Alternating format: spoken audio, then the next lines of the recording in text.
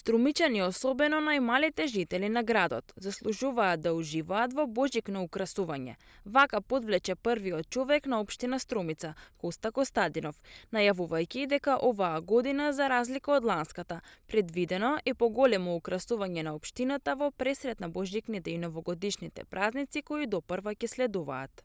Во најтешкиот период на економска, енергетска, здравствена криза, која што ја поминувавме лани, не беше редно да при такви ценовни шокови во однос на цената на електричната енергија ние инвестираме во украсување на градот, но секако дека со сите проекти кои што во моментот ги реализираме и со сите иницијативи ние имаме веќе во однос на претходната година сериозни заштеди за фактурите за електрична енергија.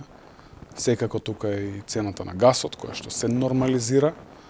И да, струмичанки и струмичани, најмладите струмичанчиња, заслужуваат да уживаат во едно прекрасно божикно новогодишно украсување на градот и верувам дека Струмица навистина ќе биде бајка ова 2023, преминот 2024 година.